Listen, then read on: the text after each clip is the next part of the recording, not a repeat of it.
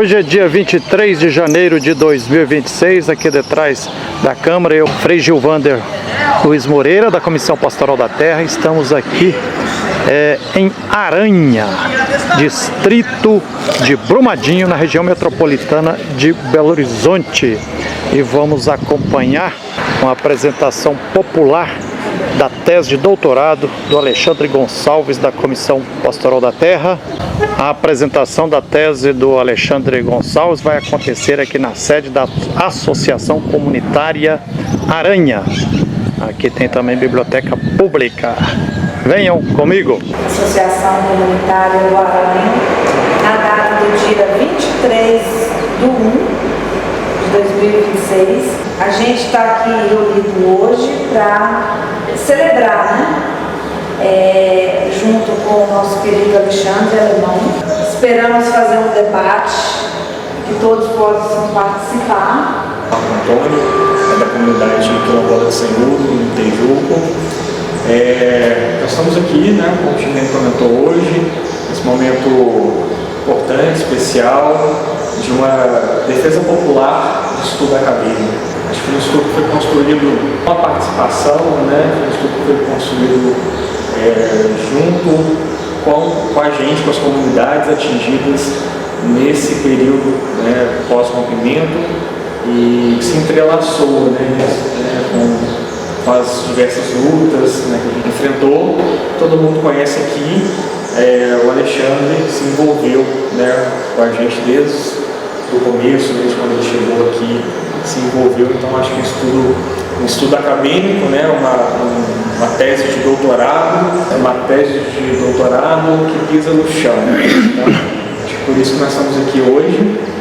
Cada um dos senhores aqui e das senhoras aqui presentes vai ser um avaliador, vai ser um representante da banca popular. Isso porque a gente vai avaliar se o Alexandre, que já teve a tese aprovada na UFMG, na universidade, mas se para além dos muros da universidade, se ele vai ter também aprovado aqui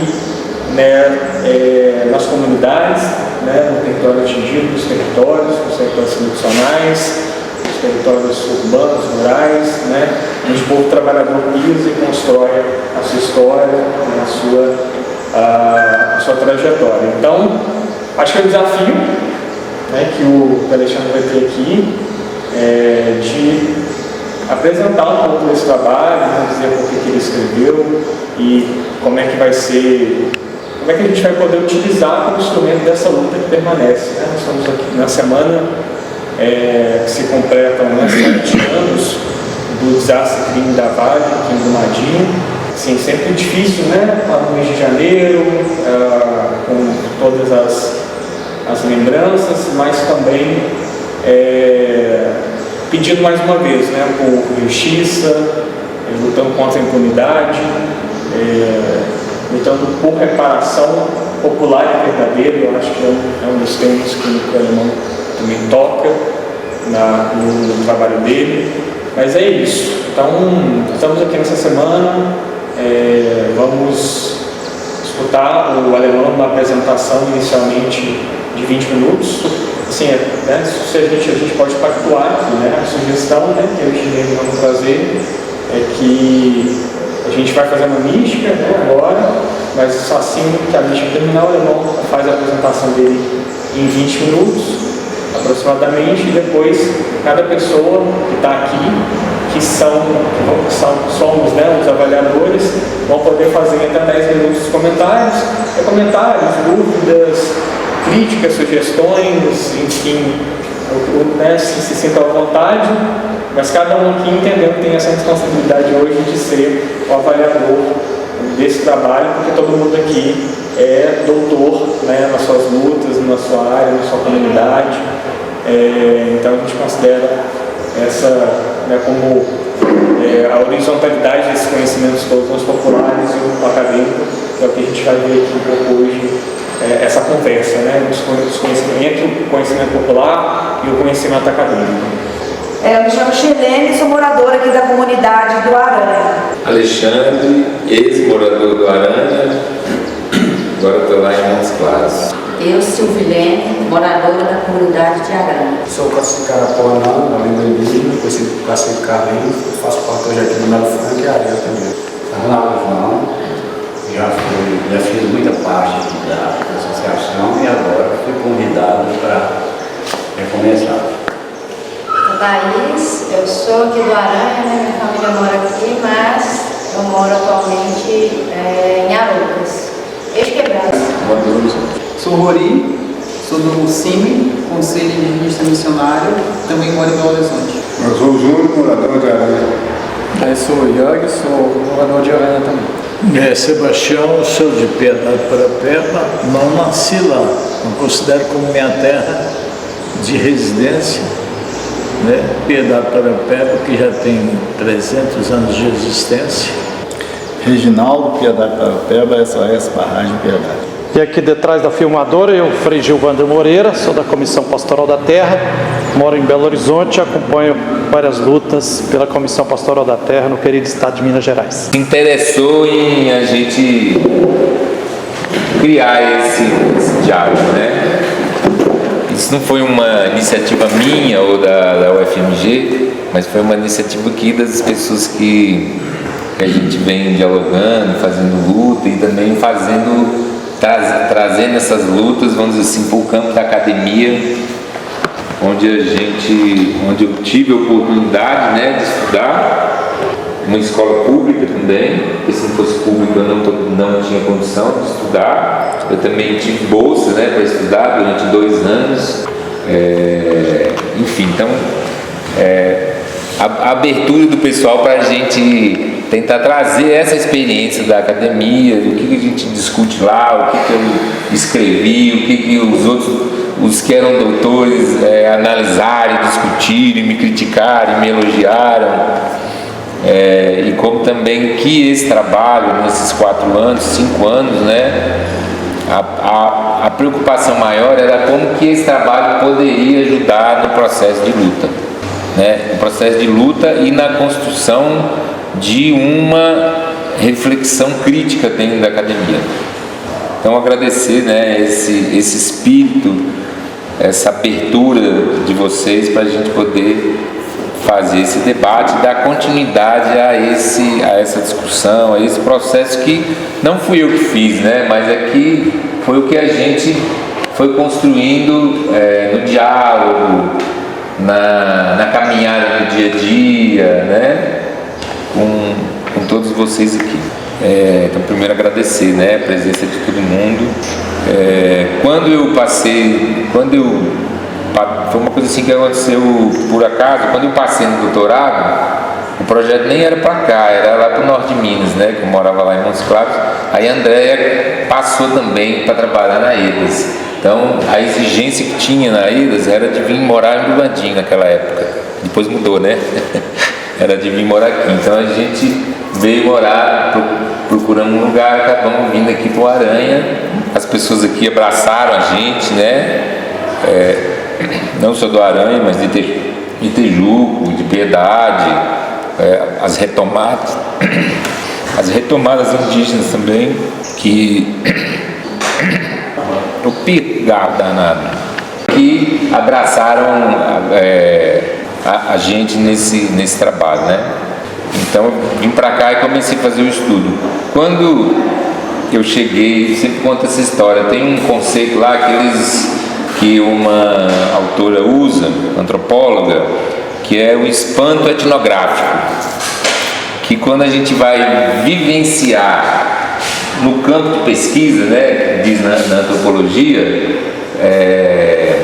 a gente não vem já com a ideia pronta do que vai pesquisar. Então uma das formas, né, de fazer pesquisa, então você vem, vivencia aquele espaço e aí essa vivência, esse diálogo com as pessoas é que vai apontar o que é importante para ser analisado, mesmo que a partir de uma ciência que a partir do curso, né, de antropologia, chama de espanto etnográfico. Então, meu espanto etnográfico aqui foi ver tanta placa, dentre outros, né, teve vários, mas de ver tanta placa, rodando as comunidades. Nós rodamos muito, né? Nós rodamos muito isso aqui. Cada estradinha a gente conheceu e vendo essas placas. Então, comecei a pensar, e essas placas aumentando, né? Conforme a gente estava o tempo passando, tinha mais placas da Vale, mostrando que eram propriedades privadas. E ao mesmo tempo que tinha, vamos dizer assim, uma arena, uma disputa em torno da questão da revitalização, né? Que envolvia a questão das ATIs, a questão do emergencial, das indenizações, uma série de questões que grande parte da população, dos movimentos, estavam envolvidos nisso, que eu também me envolvi nisso, né?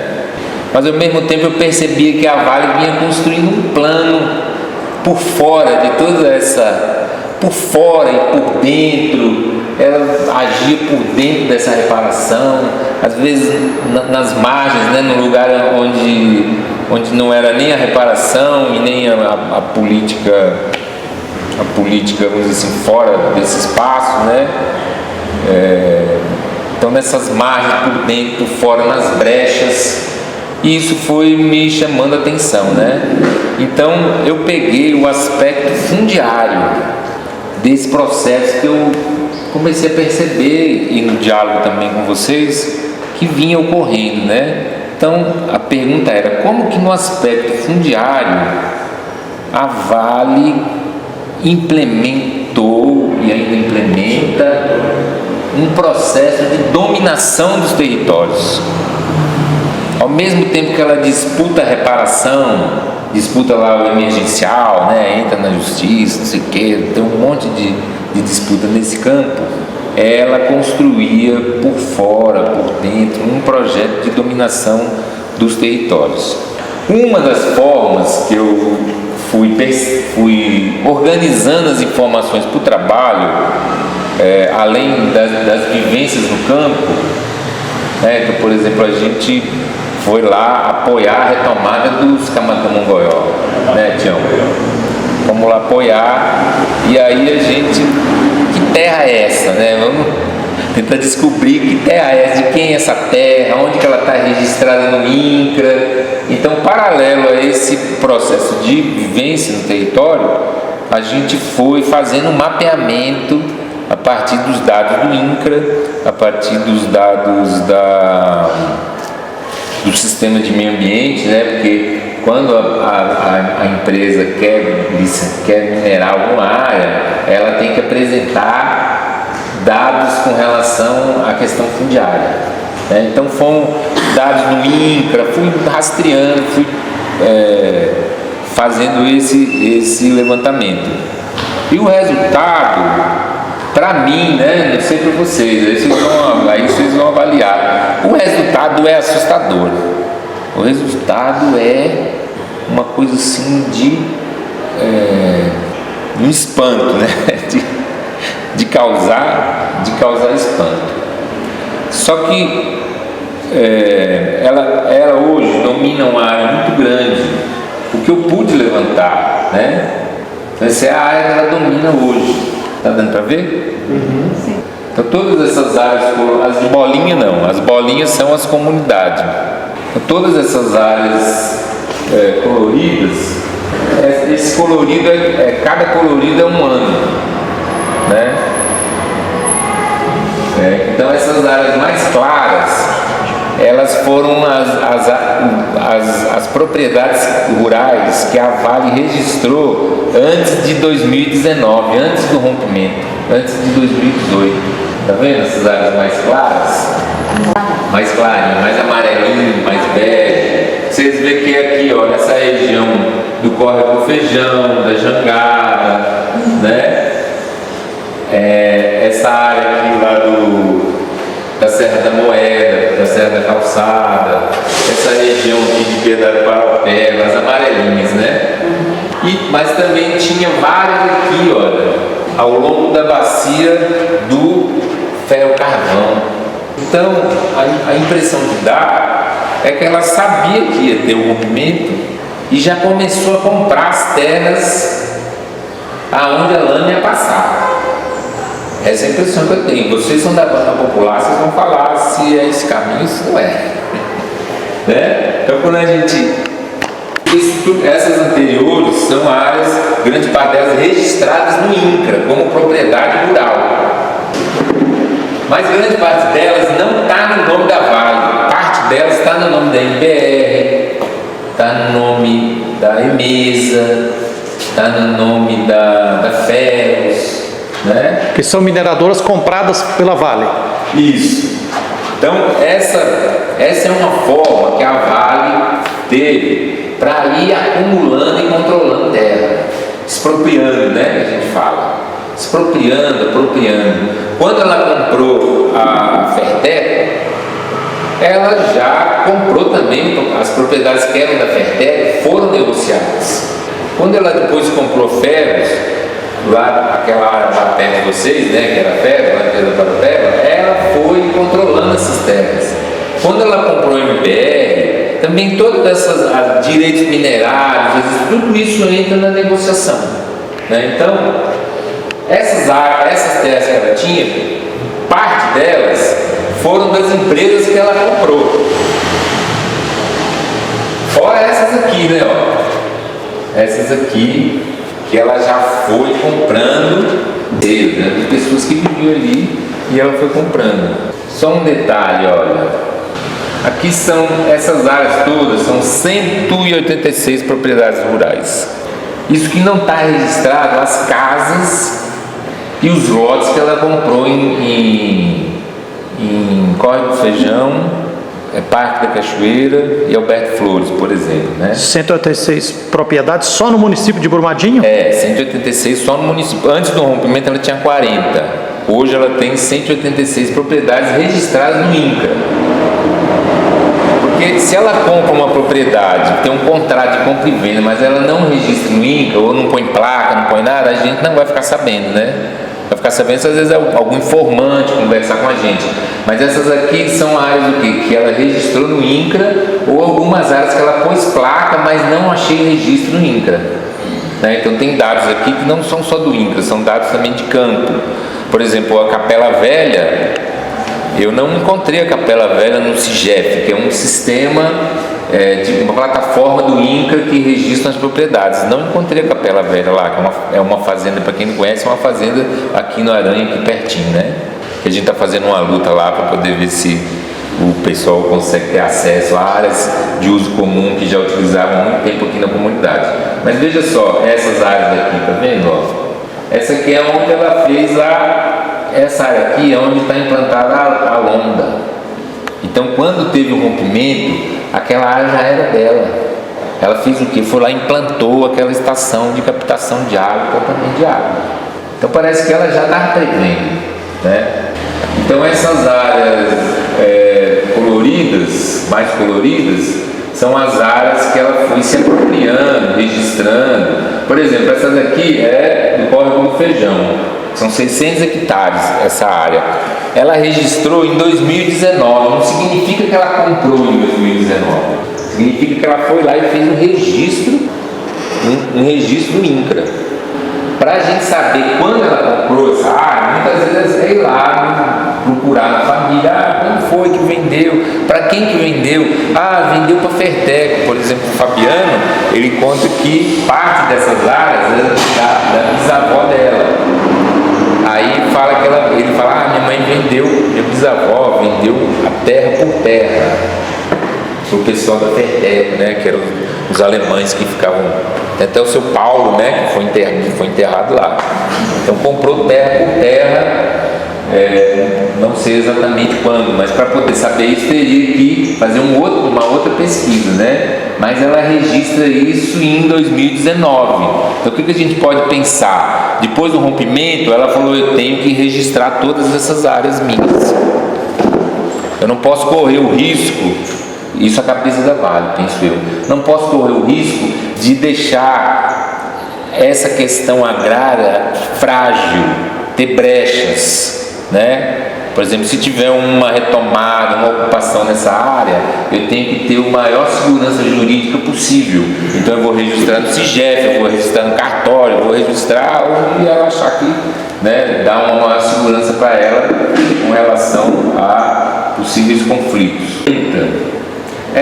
Cada bolinha dessa é uma comunidade que a gente, se for fazer um levantamento mais detalhado, vão ser muito mais comunidades, muito mais bolinhas do que essas aí. Dá para entender as bolinhas azul? O que está mostrando o quê? Está mostrando que é uma coisa que eles falam lá no Tejuco. Ah, nós estamos exprimidos. Ou lá no norte de Minas a gente fala, nós estamos encurralados. As empresas estão encurralando a gente, né?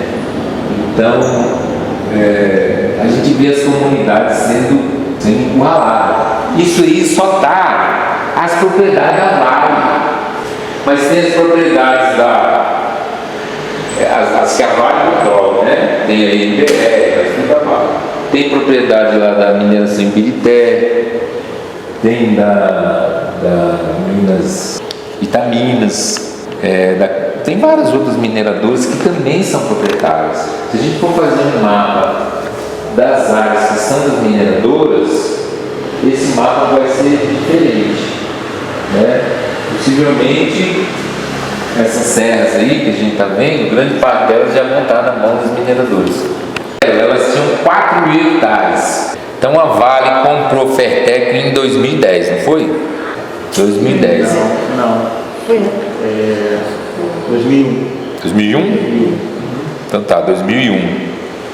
De 2001 até 2019, ela conseguiu acumular 4.000 hectares. De 2019 até hoje, ela dobrou a área, mais 4.500 hectares. Ou seja, com o rompimento da barragem, com o crime do rompimento da barragem, ela conseguiu mais do que dobrar a área que ela controlava.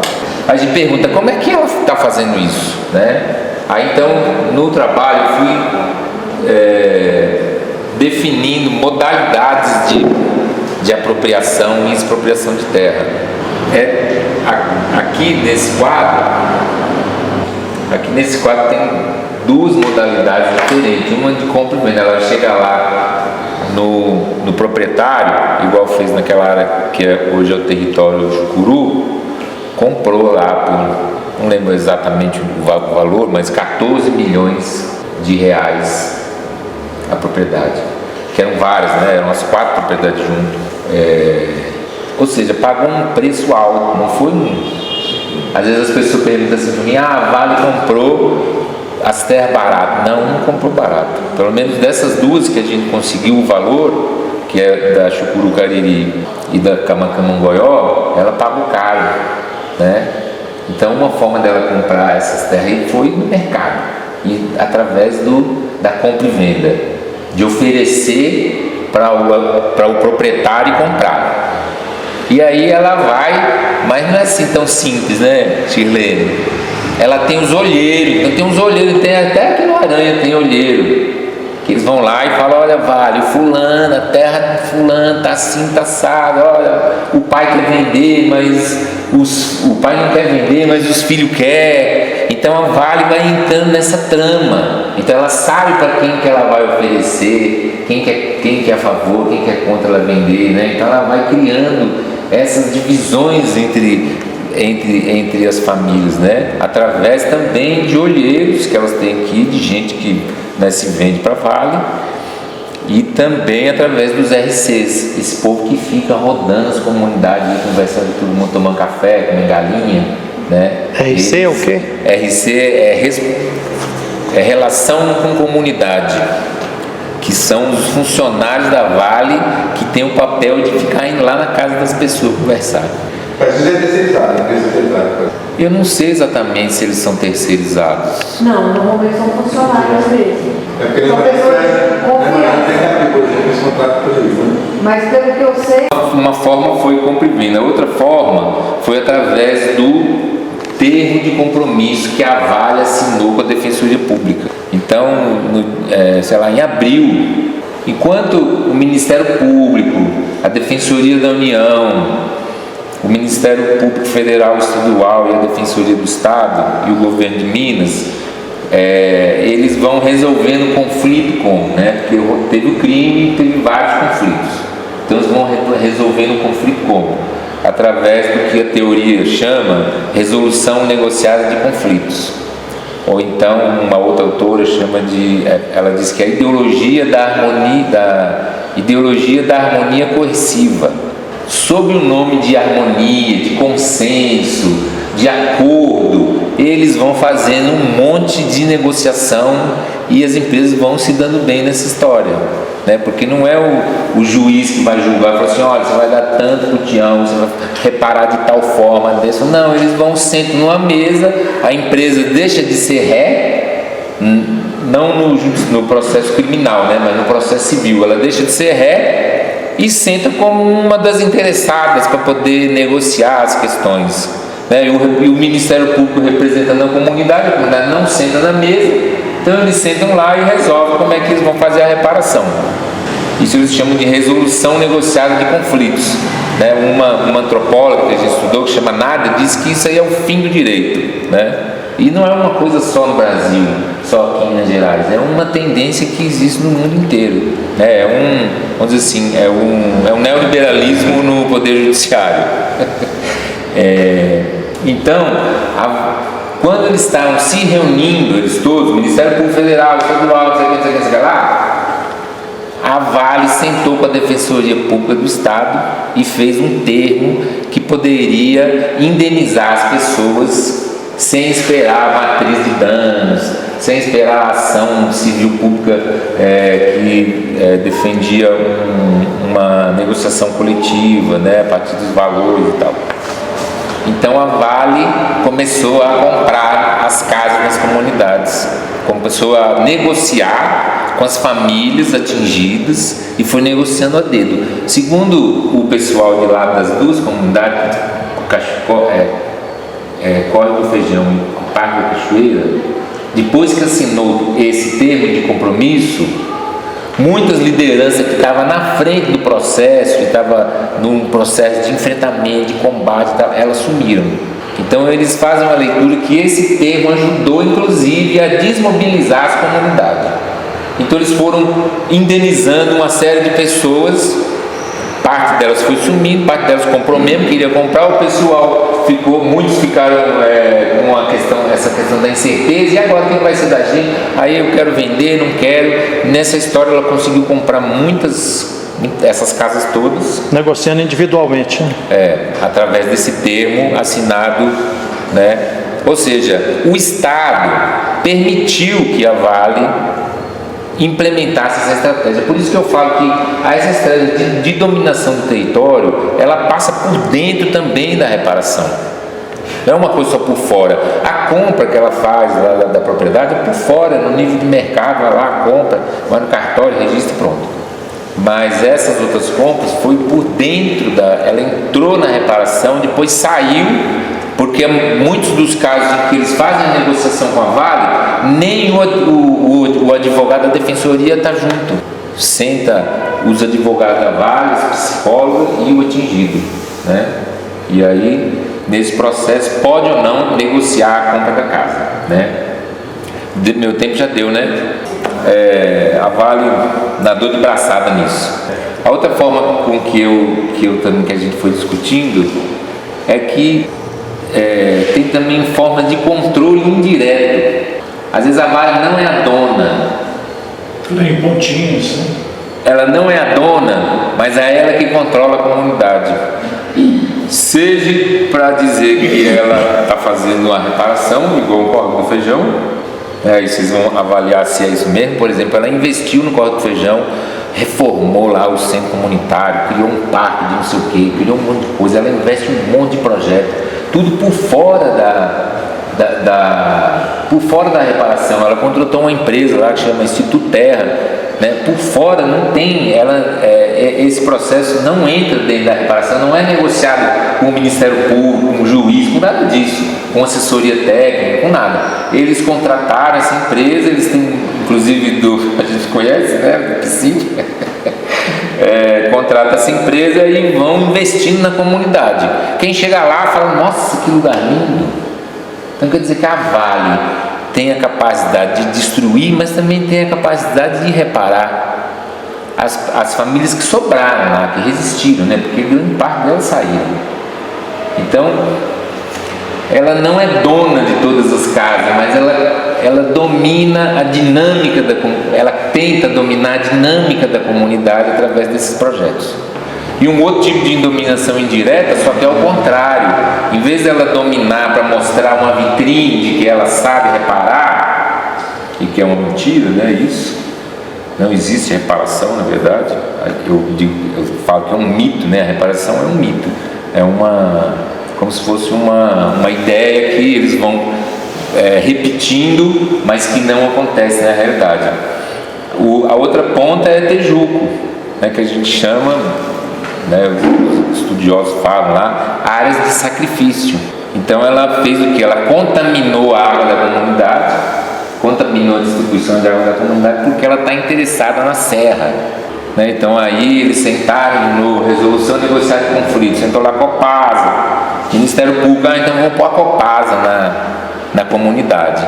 E aí agora a comunidade não vai mais depender dessa água da serra, a serra vai estar lá, vamos dizer assim, mais fácil para a Vale poder se apropriar dessa área. Então a gente chamou de amputação territorial, que se você pegar aqui no mapa, essa área não é propriedade dela, essa área dessa nascente não está no nome da Vale, mas ela tem uma estratégia que daqui a algum tempo ela vai querer minerar. Bom, então mais dois, eu defendo, o povo fala quadrilátero ferrífero aquífero, né?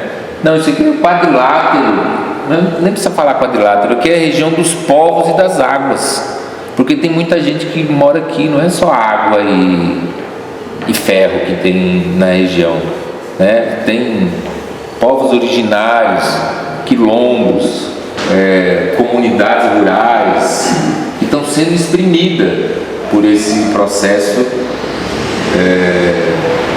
de avanço da dominação do minerário.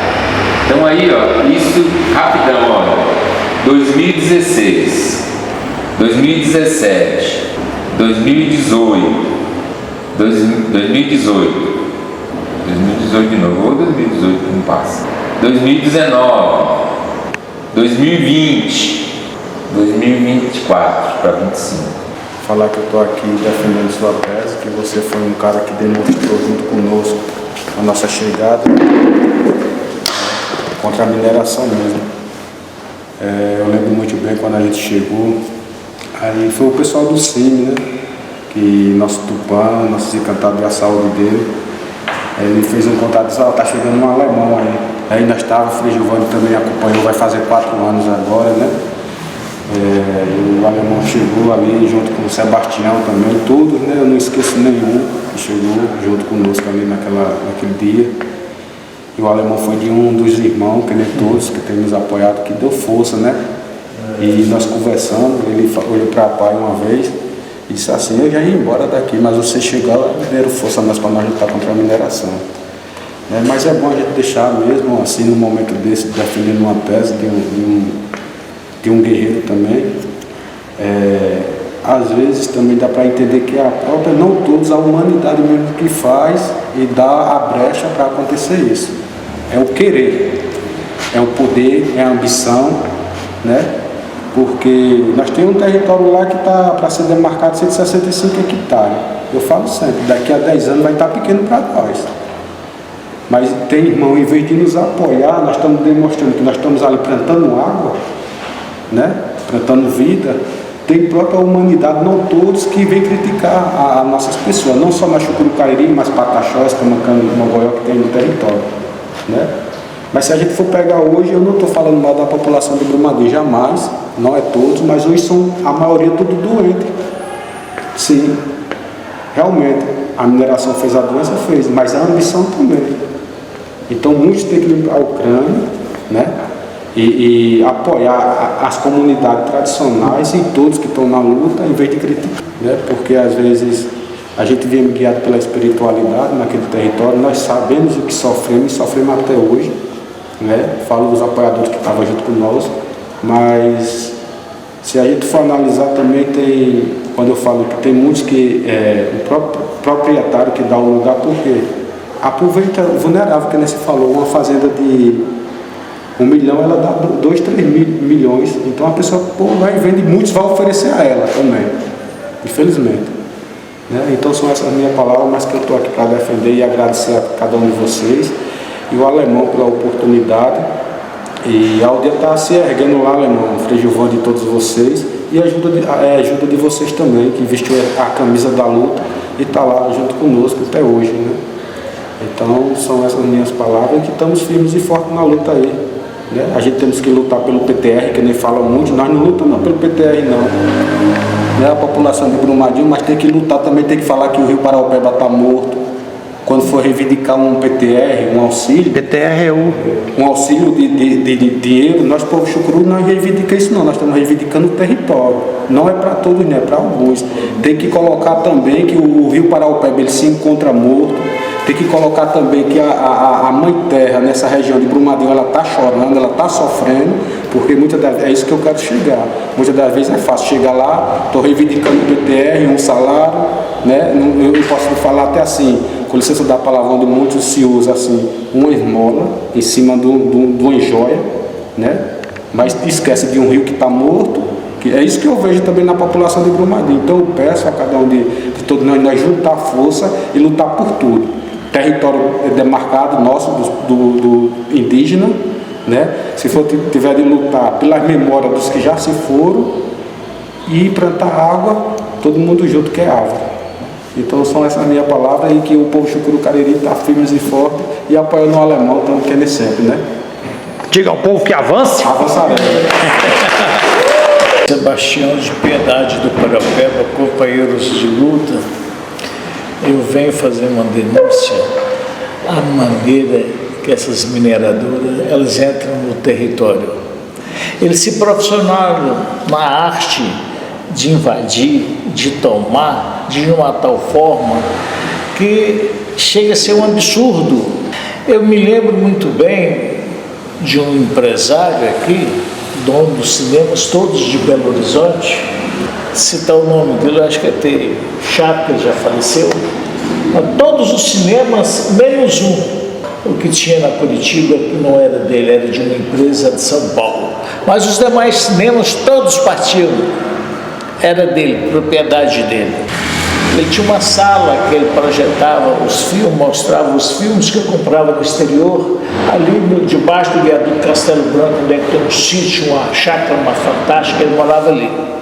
Mas a maneira com que ele fazia de compra das pequenas propriedades por aí afora, a Vale, acho que copiou dele. Tanto sarcasmo e tanta forma injusta de adquirir a propriedade alheia.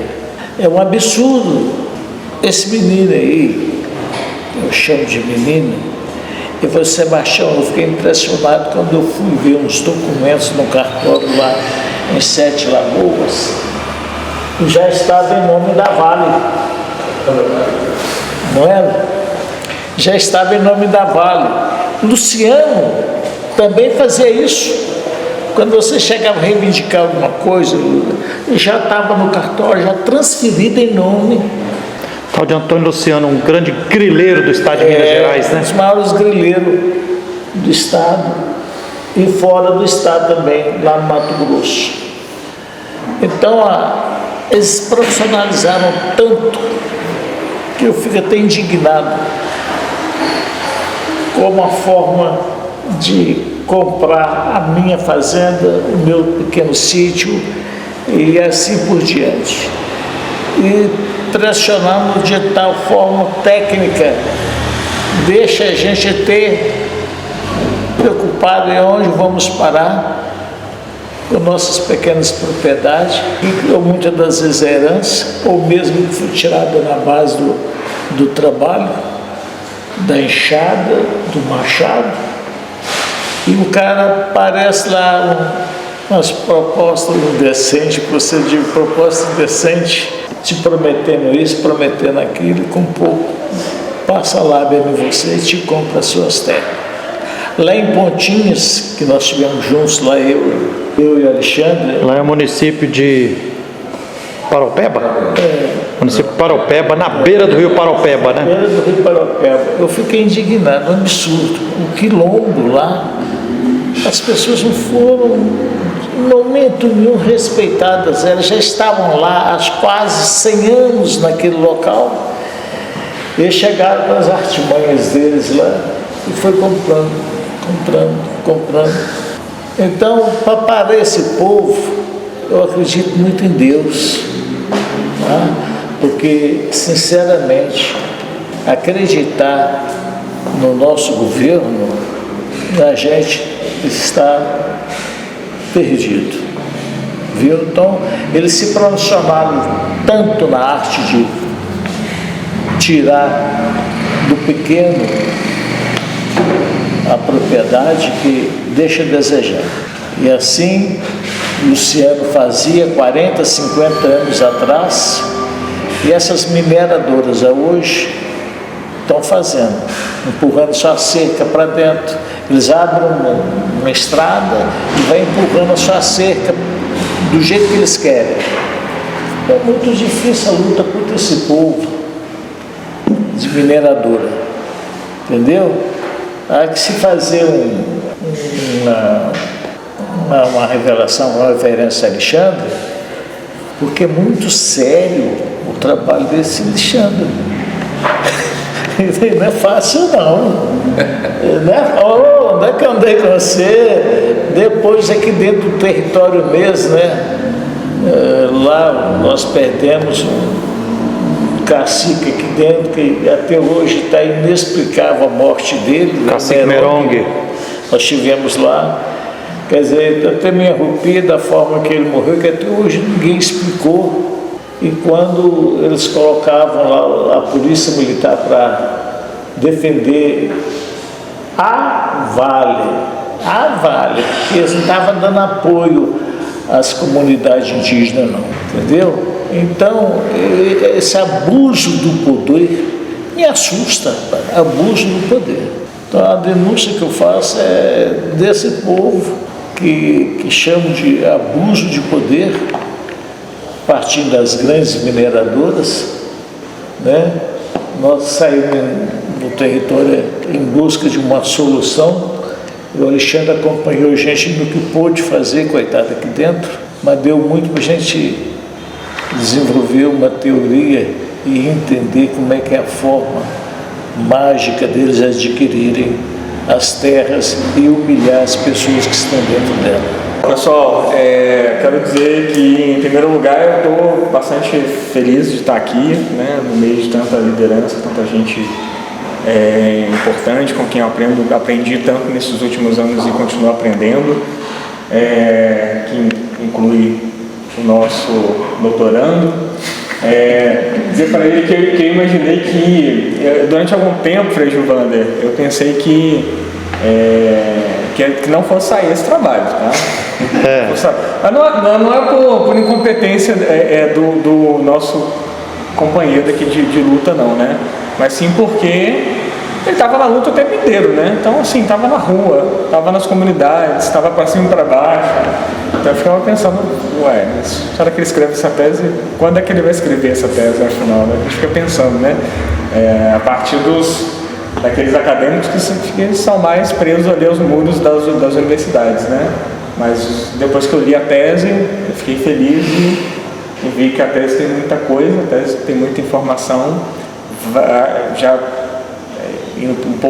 adiantando um pouco o final, acho que vai servir muito, como foi colocado aqui pra gente, né? Já vem servindo e vai servir. E aí eu fiquei impressionado, né? O alemão falou do espanto etnográfico, né? Eu fiquei também espantado, porque de fato ele escreveu a tese, um material muito rico aí, que eu quero fazer alguns comentários aqui sobre ele. E aí é o seguinte, tem um livro que eu gosto muito, e sempre indico, que é o Vias Abertas da América Latina, né, do Eduardo Galeano. E aí esse livro ele começa, a primeira parte desse livro tem um nome que eu acho que tem a ver com tudo que a gente está debatendo aqui, né? Que ele fala, a primeira parte do livro é a pobreza do homem como resultado da riqueza da terra. Então acho que tem tudo a ver com, né, isso, né? A pobreza do homem como resultado da riqueza da terra. Acho que tem tudo a ver com essa discussão aqui, porque eu sou lá, né, da comunidade quilombola do Sanhudo, Tejuco, da região ali, né, da Serra dos Três Irmãos, né, Tejuco, e aqui no município de Brumadinho. Aqui no município de Brumadinho, né? E Frei Gilvander é uma comunidade que a mineração está presente há 80 anos. Então ali nós temos a Vale, que é uma das maiores mineradoras do mundo, fazendo divisa e espremendo a comunidade. Tem Minerado do Brasil, tem a Tejucana, agora o novo licenciamento da Ferraria, já tem a MIB muito próximo ali e mais um licenciamento da MIB. E aí nesse cenário todo, o Tejuco mesmo se a gente for fazer, né, assim, um panorama apenas de Brumadinho, é uma comunidade a qual as pessoas são extremamente exploradas, né, os trabalhadores estão ali, uma parte, né, trabalhando para a mineração diretamente, sob condições de vida condições de vida e de trabalho muito ruins, né, ganhando pouco, sem segurança, num ambiente sem segurança, e a comunidade empobrecida, né? Então eu acho que o Tejuco, né, é um exemplo, não é o único, né, claro, mas é um exemplo, e não só aqui para Brumadinho, né, mas para todo o estado, para a gente pensar sobre a mineração, né, sobre isso que o Alemão traz na tese, de que é construído um mito, né, existe a construção de uma história. Então a violência que a gente sofre com o desastre crime é uma violência horrorosa, né, um terror da mineração, também se manifesta ao longo do tempo, e o Alemão deixa isso muito claro, com as violências não tão aparentes assim, né? Então, assim, com essa construção dos mitos, né, como o Alemão traz primeiro, uma construção de uma história de Brumadinho, de Minas Gerais, do estado, como se a mineração fosse algo inevitável, né? É algo inevitável, é impossível, né, da gente poder escolher o nosso próprio destino. Então, me chama muita atenção na sua tese isso, né, que você coloca assim, que o contexto do desastre da Vale incorporou novas terras dentro de uma política de dominação territorial já em curso. Então isso que você mostrou aqui também na apresentação, né, de que o rompimento da barragem, o crime da Vale não é digamos, uma excepcionalidade, né, mas faz parte de um projeto de dominação do território e dos povos, né, dos corpos, das pessoas, das comunidades, que a gente sabe, né, que beneficia 1%, beneficia um número muito pequeno de pessoas e traz, né, sofrimento para um número muito maior de pessoas e ainda é contado, né, isso há muito tempo, né, o Reginaldo trouxe essa questão da década dos 30, né, na região do Tejuco também mineração desde ali da década de 30, 40, mineração de minério de ferro, mas a gente pode voltar para a mineração de ouro também, e é isso, né, uma constante espoliação, roubo de terra, dominação, e a gente vive num dos países, uma das realidades mais desiguais do mundo. Essa é a realidade que a gente vive, né? Essa é a realidade de um país dos mais desiguais do mundo, e que aqui na nossa realidade a mineração é contada como essa questão que é inevitável, né? E aí acho que o material vai servir muito de base para a gente fazer no futuro várias discussões, né? Porque, por exemplo, você faz de Brumadinho como um todo uma história de Brumadinho, do município, contra-hegemônica, né, ou uma história popular, posso dizer assim, né, uma história popular de Brumadinho, de uma forma que eu não tinha visto, assim, né. Existe uma forma de contar a história de Brumadinho muito a partir dos vencedores. Então existe uma coisa, são os bandeirantes que chegaram, como se não houvessem povos aqui, como se não houvesse um conhecimento, uma economia aqui, né? Então essa história oficial que é contada pelo Estado, pela Prefeitura, pelas mineradoras, a gente percebe né, durante várias discussões que nós já tivemos aqui, e que está, acho que, muito bem detalhada, acho que vale a pena as pessoas né, as pessoas de Brumadinho, as pessoas da região conhecerem esse trabalho por causa disso, né? Por causa disso também, né? Além de tudo que já foi dito aqui, mas porque traz essa perspectiva de um processo histórico, de uma história de Brumadinho, que foi escrita pelo Alexandre, mas que com a sensibilidade, eu acho, né? Com o comprometimento dele com as lutas populares, de fato, e com essa sensibilidade humana, né, de trazer, né, de acolher as pessoas, de ouvir os diferentes povos, essa diversidade que existe em Brumadinho, né? Então, nós, né, na minha comunidade, nós estamos nesse processo também de contar essa história, que a história oficial não conta, né, como diz o samba da Mangueira, a história que a história não conta. Então, o nome do Quilombo Sanhudo, foi um homem, né, uma dessas pessoas que houve uma tentativa de apagamento dessa história, né? Então, que construiu a minha comunidade e chegou lá nesse território até antes dos fazendeiros, né, de outras famílias que chegaram depois, mas a história que ficou mais conhecida foi a história dos fazendeiros e não do Sanhudo, e nós estamos reivindicando essa história, essa narrativa, e eu acho que isso é importante, isso está presente também no trabalho do Alemão. Mais o que? E aí, assim, ele chega, né, tentando desconstruir essa história contada pelos poderosos, contada por esses 1%, por essa minoria, né, que não representa os povos originários, que não representa o povo trabalhador, né, e aí ele vai caminhando até chegar nesse mito da reparação, né, porque é isso, né, que reparação é essa, né? Que vem sendo contada, que a Vale vem dizendo que está acontecendo, que o Estado vem dizendo que está acontecendo. Então, quem quiser saber um pouquinho mais também, né, sobre essa questão dessa reparação falsa, né, como um mito também, e que a gente vem denunciando, né, e a tese também denuncia que a reparação, na verdade, ela aprofunda esse modelo de exploração do homem, das pessoas e da terra, né? A mineração avança como nunca avançou antes, depois do crime, né? Um território ainda não reparado, né? Todo mundo sabe disso e ainda assim avança muito. Então acho que o Alemão traz muito isso, assim, né?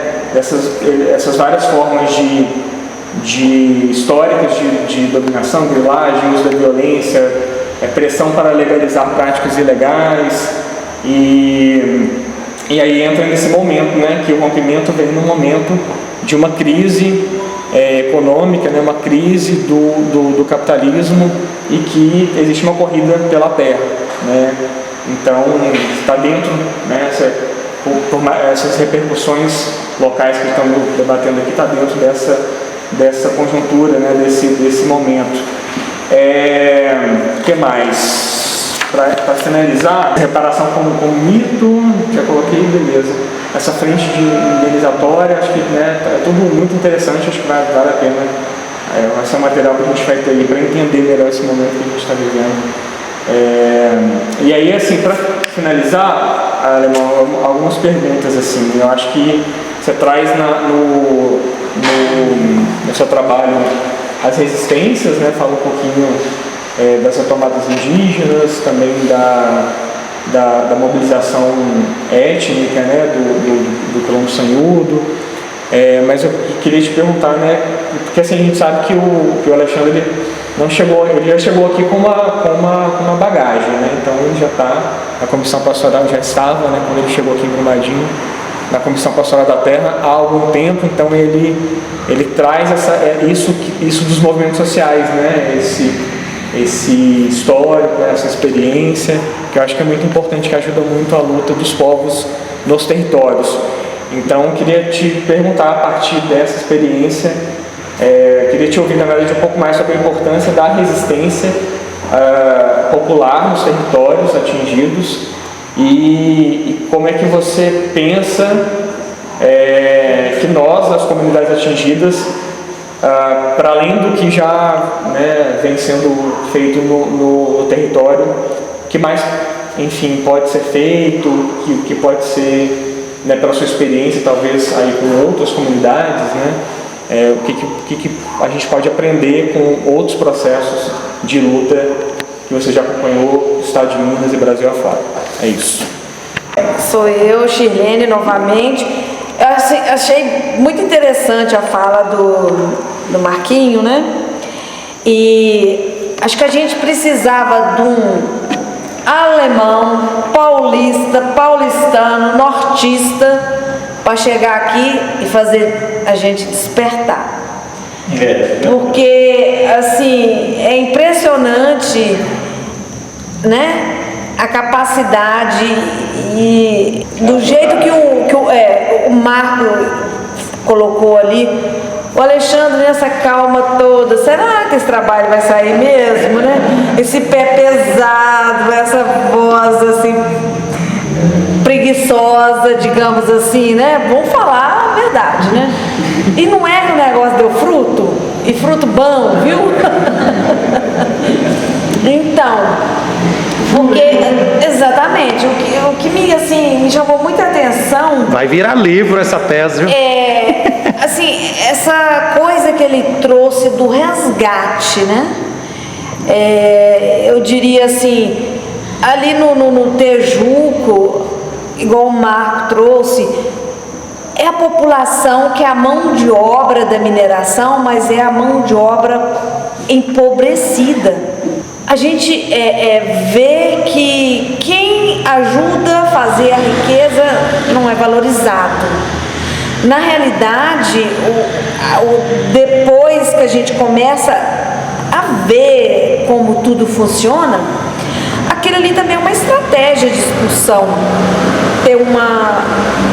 Deixar a população empobrecida, numas condições terríveis de vivência, da lama na sua porta, da poeira no seu nariz, da água contaminada.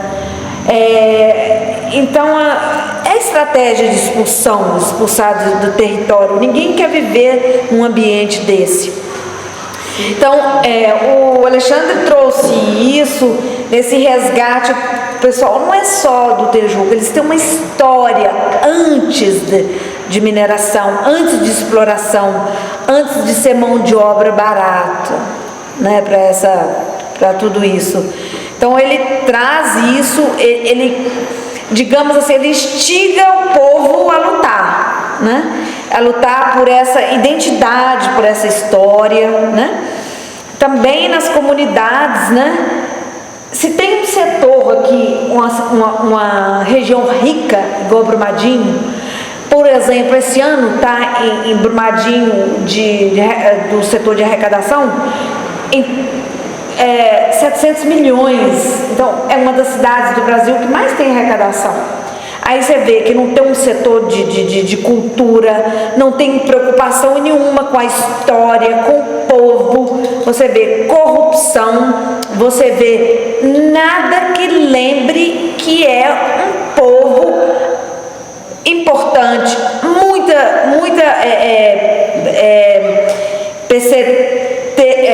PC-trama, a gente tem comunidade quilombola, a gente é muito rica a nossa cultura, tudo aqui, mas nada disso é valorizado para minimizar todo o processo de dominação, né? Tá lá, a gente tentou ir Fazenda dos Martins, que é um lugar aqui muito importante para a nossa história, você não vê nada que foi feito, dinheiro público tem, mas é tipo assim, vão deixar tudo adormecido, sem nenhuma publicidade, que é mais fácil.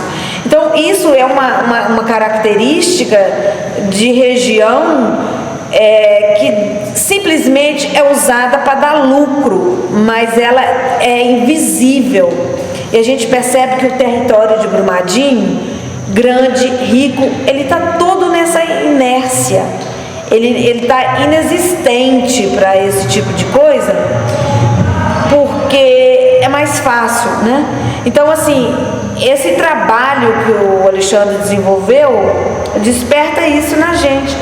Aqui na comunidade do Aranha mesmo, que ele ajudou a resgatar a nossa história através dessa fazenda que chama Capela Velha, que é a Silvilene, que é a presidente da associação, que mesmo pode falar que a gente conseguiu assim, um fato histórico através disso, né? Ter vários reconhecimentos. Quer dizer, a luta começou, mas ela ainda não acabou, né? Da Vale se posicionar, né? A gente cutucou, né, o leão com a vara curta e está surtindo efeito, né? Temos vários... foi uma antropóloga famosa que veio aqui e ajudou a resgatar essa história. Isso tudo foi através do empurrão que o Alexandre deu. Gente, é a nossa história, né? Vamos entender a nossa história, vamos apropriar, vamos mostrar isso, né? Por vocês verem, um evento desse aqui, dessa magnitude, ele é pouco visitado, mas é só por pessoas mesmo que realmente têm interesse, né? Que quer realmente, luta, é resistência, e não deixar sermos engolidos. O trabalho de CPT, né, do Pastoral da Terra, que é a gente provocar, não é a gente fazer, né? A gente não faz nada para ninguém, né? Todo lugar, pode deixar que eu vou resolver isso. Isso não existe, né?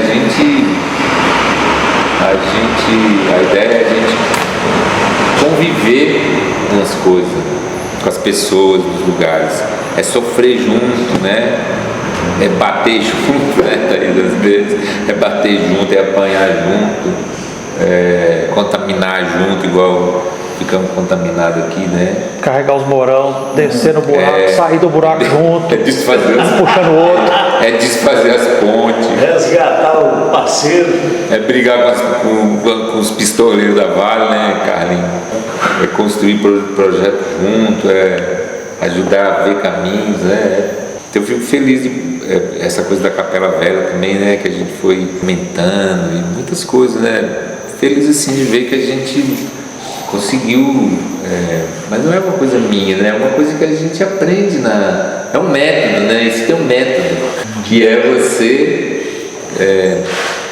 Eu li esses dias uma fala daquele padre que está sendo perseguido lá em São Paulo. Padre Júlio Lancelotti. Ele fala assim, eu não trabalho com o povo de rua, eu convivo com eles. Eu convivo, eu estou com eles no dia a dia, estou ali com eles, né? Não é que eu vou lá fazer um trabalho com eles. Então, assim, não que a gente consiga fazer isso, né?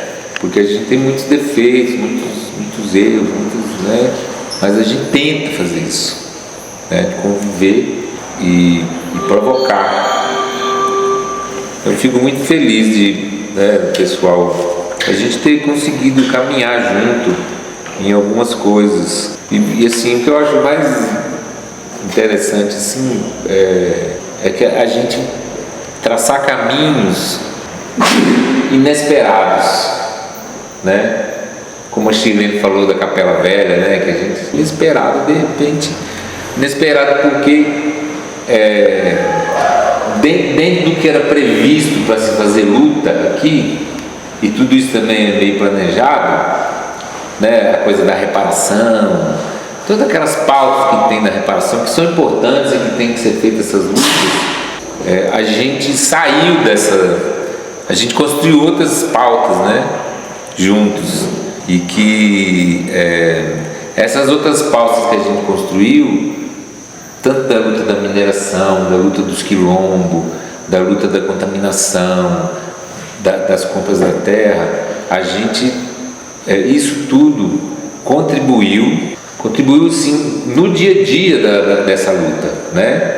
Porque não é uma coisa de ouvir falar, não, a gente está lá vendo o Aroucas, a luta, a gente está lá vendo a ferraria que está destruindo o Tejuco, a gente está vendo a Mineral do Brasil fazendo uma pilha de rejeito no quintal das famílias, a gente está vendo a Valorec com uma barragem que está na cabeça das crianças e da população ali, 400 famílias. Então,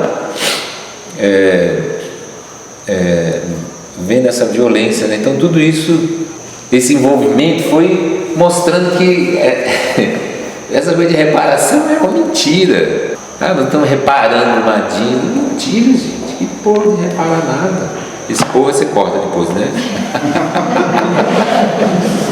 Tá reparando nada não, gente. Se não é os indígenas retomar, o que é ser daquelas áreas lá? Se não é a comunidade fazer a luta, se não é o Tejuco também vocês, o Tejuco fazer a luta e que está impedindo que mais uma mineradora entre para destruir o Pico dos Três Irmãos, né? Ou seja, se não é esse processo de luta das comunidades, de mobilização, de envolvimento, já respondendo algumas perguntas, respondendo não, né? Debatendo, a reparação ela é o quê? A reparação na minha cabeça é assim, até algum momento eu escrevo lá na tese, é um processo, a reparação, o rompimento e a reparação, a gestão do desastre, né? A gente prefere, teoricamente, falar gestão do desastre, a gestão da crise, porque não vão resolver crise, não vai resolver. Isso que o Estado constrói, essa arquitetura institucional que ele constrói, essa forma de discutir os conflitos, a partir da resolução negociada dos conflitos, não é para resolver o problema, é para amenizar, para controlar os conflitos.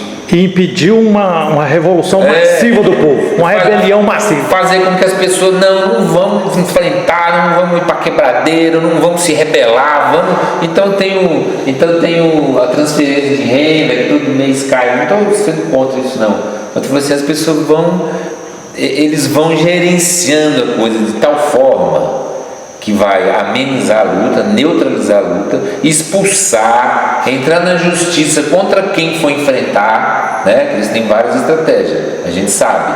Em algum momento eles vão entrar na justiça contra essas pessoas, como já entrou de companheiros nossos. Em algum momento eles vão ameaçar as pessoas de morte, não a Vale diretamente, igual eles fazem para o Brumadinho. Eles fazem o quê? Eles, lá em Tejuco, eles vão colocando o veneno nas pessoas, nos próprios trabalhadores. Então os trabalhadores chegam e falam assim, se essa mineradora aqui embargar, nós vamos arrebentar com você, nós vamos te matar. Então a Vale está fazendo isso, a Mineral do Brasil está fazendo isso, nós não entramos nesse campo assim de molhar a mão no sangue, eles vão dizer, mas molha, eles incentivam, eles vão criando um contexto, um conjunto de coisas. O apartheid. Aqui em Piedade Parapeba, nós vimos isso e sentimos isso. O que a Valorec fez? Ela conseguiu separar o povo dentro de Piedade Parapeba. E é o que estão fazendo, o que estão tentando fazer no Tejuco, depois que teve a luta do Sanhudo. Eles estão querendo separar, que é isso que você está falando. Provoca briga interna, né? E para que isso tudo que eu estou falando? Para que toda essa coisa de gerir os conflitos, administrar os conflitos, não sei o que, para dar continuidade na exploração do minério, dar continuidade na pilhagem que é feita nessa região desde que iniciou no final do século XVI, quando os bandeirantes vieram para cá e foram se instalando, foram matando índio, foi escravizando índio, depois vieram explorando ouro, né, para enriquecer a metrópole, e depois foi o minério de ferro, para enriquecer essas empresas, para exportar, né? Então é uma história de pilhagem, de arrancar. E agora, com essa coisa da governança, do rompimento, não é nada diferente, é a continuidade disso aí. Eles querem explorar mesmo e levar embora. E quem estiver atrapalhando, eles vão empurrando. Lá na Bahia eles falam assim, tem dois jeitos de lidar com o povo, né? Nessas situações. Ou é na bala, doce, né? Comprando as pessoas, ou é na bala mesmo, porque lá bala de revólver. Bala de revólver é bala, né? E bala de chupar é bala doce. Então você fala assim, você tem uma bala aí, o cara está pedindo a bala de revólver. Aí você tem que falar, não, me dá uma bala doce. Aí ele dá uma bala de chupar. Né? Então ou é na bala ou é na bala doce, ou é na bala sem doce. É o mito da reparação. Tem uma lista lá na tese que eu fiz, a lista de empresas pedindo licenciamento ambiental no ladinho.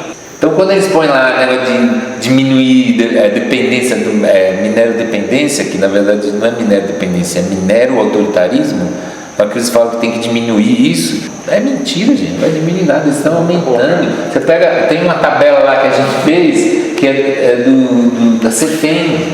Depois do rompimento, a CEFEM aqui em Brumadinho está assim, ó. Ou seja, eles estão explorando mais minério. Não existe uma coisa assim, gente parou, morreu 272 pessoas, as pessoas estão doentes, as pessoas estão contaminadas. Vamos parar com aquele lugar, vai explorar para outro canto. Vamos dar uma trégua para aquele lugar, vamos dar uma trégua. Isso não existe, não existe isso.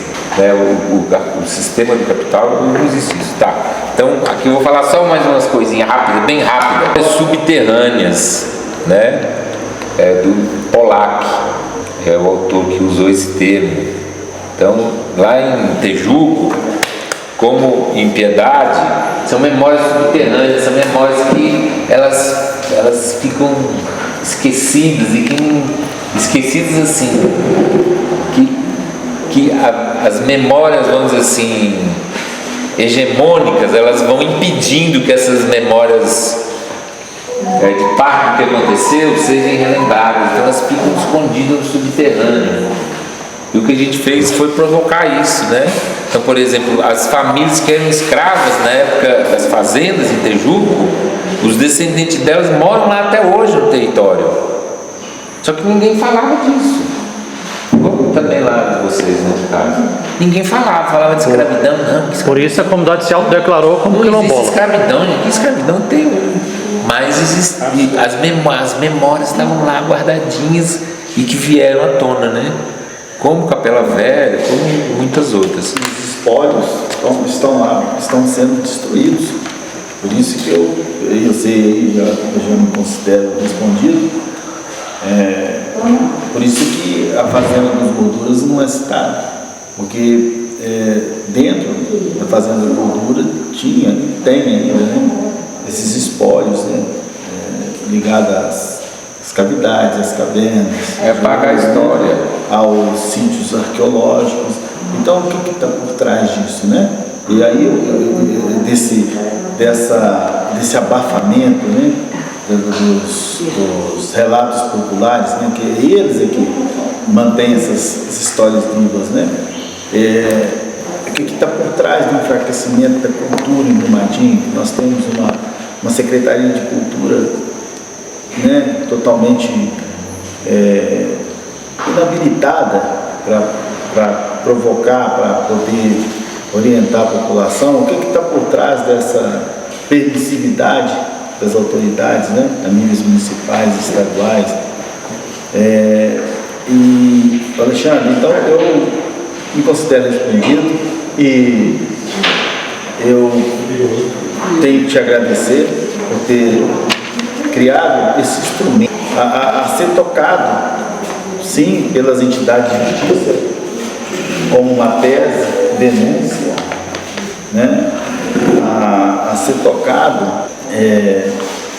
pela população como uma revelação e a ser tocado pelo mundo acadêmico como provocação para fundamentar pesquisas ao passado, para buscar essa identidade, cacique, que eles teimam não, né? Eles manobram para esconder, né? Entre elas até da minha família, que tem uma origem nos Puri, né? Por isso que eu estou citando aqui a Fazenda das Gorduras, por isso que eu citei essa deturbação dessas duas fazendas, né? Da Mutuca e dos Gordura, porque é aonde fica esses espólios, é aonde fica essas transformações. E a mineradora, ela não deixa a população chegar. A exemplo de um sítio arqueológico que tem dentro da fazenda Pau Branco, próximo à Barragem Santa Bárbara, que poucos sabem disso, né? Então eu penso assim, a sua tese ela é provocativa nesse sentido, ao passado, né, e ao presente. O que nós vamos fazer da agora para diante, uma vez que a Vale se revelou, assim como outras minerações, uma criminosa contumaz. Potencial. Isso, né? Tá. Então eu tenho mais que te agradecer, muito obrigado, meus parabéns. Eu que agradeço vocês que me abraçaram nessa luta. Aqui para fechar mesmo, fechado. Ó, eu acho que esse estudo é um estudo inacabado. Eu acho que assim, às vezes eu fico pensando que é uma agenda de pesquisa, né? Porque às vezes depois eu vou ler assim, os textos, né? E precisa ainda ter mais, quando se pergunta, lá naquela região, eu não cheguei lá, onde a gente conseguiu aprofundar a questão da estrutura fundiária foi só no Tejuco, né? Então lá a gente sabe, assim, não tudo, né? Mas uma boa parte, porque também tem muitas informações no INCRA, então a gente sabe da história fundiária do Tejuco, porque a gente conseguiu diagnosticar, mas então teria que fazer da história fundiária, né, se dedicar para isso, para poder conseguir levantar as coisas, que é tanto documental quanto as memórias subterrâneas, né, que você vai conversar com as pessoas mais velhas e elas vão te dar pistas, né, e também a memória das pessoas é um dado também que a gente trata na ciência. Então eu acho que é isso, é um estudo inacabado. Outra coisa que o Marco falou, por exemplo, porque hoje a gente está vendo as guerras, grande parte delas é em função do minério. Sim. Você vê lá o Trump, o que o Trump quer daquela, como chama aquele país que está na guerra com a Rússia? Ucrânia. O que o Trump quer da Ucrânia? Quer uma área de terras raras. As coisas, antes eu pensava, não, é outra coisa, não, ele está sendo, nós queremos o petróleo mesmo da Venezuela, nós queremos as terras raras da Ucrânia, nós queremos o petróleo de não sei o quê. Quer fazer resort lá em Gaza, então, na Palestina. Já escancarou, né? Antes eles falavam assim, não, estamos levando a democracia, né? Nada, eles querem, eu quero mesmo as terras raras, eu quero isso. Então, esse movimento que a gente analisou da Vale aqui, ele não está dissociado desse movimento no nível mundial de controle dos recursos naturais. Ele só está revelando a face então, mais cruel do capitalismo selvagem. É o controle, é uma corrida de tipo assim, agora ainda mais com essa coisa de mudança de transição energética, de não sei o que, essa conversa aí. Então, quanto mais eles conseguirem ter o controle das terras, mais eles vão poder ou explorar uma terra rara, ou fazer uma fazenda de igual estão fazendo lá no norte de Minas, fazenda de célula, de fotovoltaica para poder captar energia solar, ou fazenda de eólica, ou nióbio aqui. Eu comecei falando aqui da minha intuição que esse nosso encontro aqui em Aranha hoje começou à tardezinha, mas já estamos na noite de 23 de janeiro de 2026. Seria um momento histórico. Pelo rolar da crosta aqui, e eu fiquei feliz de ter registrado esse momento aqui, porque a história vai dizer que realmente nós estamos fazendo a história verdadeira. né?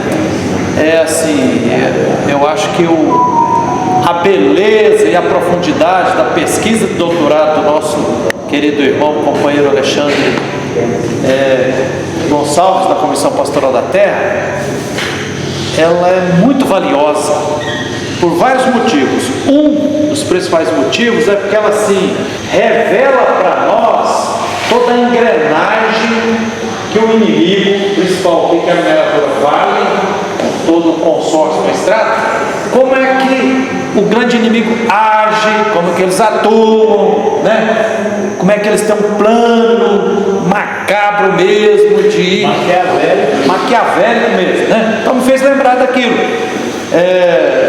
Na Bíblia tem a passagem lá: se você vai guerrear contra um reino, procure conhecer o exército do inimigo. Então a tese do Alexandre, ela ajuda a gente assim, revelou, né? Desvelou a máfia, toda a engrenagem que ele falou aí de 6 ou 7 estratégias para controlar e dominar os territórios e os povos, né?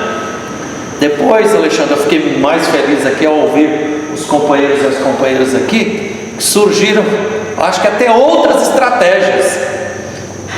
Por exemplo, a Thaís, ela insistiu muito na questão assim, né? E o que nós precisamos fazer e como, né? Aí me vem na ideia o seguinte: essa tese do Alexandre, ela exige a gente aparecer, outro companheiro, não sei se vai ser a Thaís, fazer uma outra pesquisa de doutorado para responder essa questão que a Thaís, que a Sherlene, né, que o Juninho, que vários de nós levantamos aqui, né? E quais as estratégias, você mostrou as estratégias da mineradora Vale para controlar e dominar. Exige nós temos que construir a nossa tese, tem que ser principalmente popular. Ela já está sendo construída na base, né, de forma popular. Qual a estratégia, quais os passos e a engrenagem que a gente tem que fazer para a gente pisar na cabeça desse monstro, frear essa escalada de devastação, né?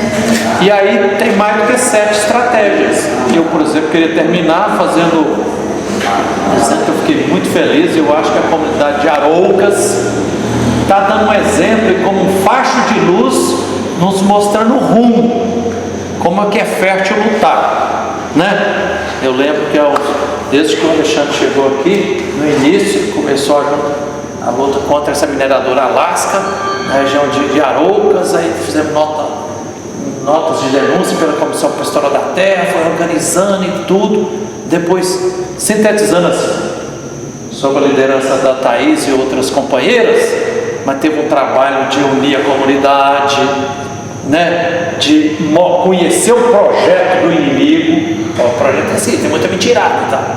Tem um projeto de comunicação, de divulgar, dizendo: olha, está vindo com essa máfia aqui, vamos apresentar o nosso território. Nosso território, olha, é de agricultura familiar, de povo, comunidade tradicional, tem seus valores, né? Thaís, semana passada eu vi um videozinho que você fez, que eu falei: gente, mas que maravilha de videozinho, uns 3, 4 minutos, a partir de fotografias lá do pão de queijo que a vovó fazia, do porquinho que criava lá, do quintal com as hortaliças, e foi juntando aquelas fotos assim da beleza cultural e da mística e da espiritualidade que os povos tradicionais vivenciam aqui nesse território do município de Brumadinho há séculos. E colocou uma música de fundo, e quando eu fui ver, gente, mas meus olhos começaram a brilhar, eu comecei a ficar arrepiado. Uma das estratégias, entre tantas, que eu acho que pode ajudar no processo para a gente salvar e libertar, que está na linha perfeita do que as comunidades indígenas estão fazendo, né? Que é a partir da mística, da espiritualidade, do sonho que os encantados, nossos ancestrais, os nossos antepassados lá de vários séculos, da época da escravidão, que eles tinham, como é que eles conviviam nos territórios, o amor que eles tinham pelas comunidades. A gente precisa montar um projeto para que isso seja disseminado para que os povos reconheçam a beleza, a maravilha, a importância, que o território é sagrado, é fundamental e tudo tal, né? A hora que a gente espalhar isso vai ser um muro de resistência, porque território sem povos é território dominado, e o território também, o povo que habita, se não ama aquele território, não defende, né? Então a tese do nosso irmão Alexandre, além da gente conhecer o inimigo, ela nos convida também para a gente reconhecer e resgatar todas essas belezas culturais, né, geológicas, de natureza, do sagrado que tem, para impulsionar essas lutas, para chegar nesse ponto da comunidade de Aroucas. Eu fiquei para lá de feliz. Vejo o Alexandre, mesmo lá de longe, ele lá em Montes Claros me ligou várias vezes: Frei Gilvander, vai lá participar da audiência pública lá na Câmara de Vereadores da cidade de Bonfim, porque ele sabia que era imprescindível aquela luta concreta ali. Uma guerra que a gente não, mas tem várias batalhas, né? Aí me passou o contato delas, da Thaisa, das outras companheiras, conversamos e tudo, aí planejamos. Nós não devemos só ir lá participar, não. Tem que organizar o povo, fazer cartaz, fazer faixas, tem que ter coragem de chegar lá e meter falar, pegar o microfone. Se falar que a gente pode falar 3 minutos, prepara para você falar 5 minutos, você fala o dobro, que eu vou estar com a câmera filmando, vai espalhar aquele trem tudo, planejando tudo. Chegamos lá, cacique, eu senti você presente conosco lá, mas o pessoal da mineradora Alasca, mês passado, uma vergonha, um vexame, porque o povo encurralou isso tudo e no microfone lá assim, fazia um monte de perguntas e eles não conseguiam responder pergunta nenhuma. Até os representantes do Estado, que normalmente está em conluio, lá as diretoras da FEAN teve que admitir: essa audiência aqui não vamos poder considerar não, porque a mineradora não teve a competência de responder as perguntas da comunidade, porque a comunidade estava muito bem preparada, né? Então eu queria louvar, parabenizar mais uma vez, Alexandre, toda a companheirada aqui, porque você também não faria a tese sozinho, né? E que essa pesquisa de doutorado seja um incentivo para a gente escrever essa outra tese, e mais do que fazer uma outra tese das estratégias populares, a gente reforçar essas teses nas lutas concretas, porque é difícil, mas é possível, e é necessário a gente vencer esse grande inimigo, que é essa mineradora em conluio com o Estado que vai matando, né? Mas está germinando lutas também que a gente tem que apostar nela.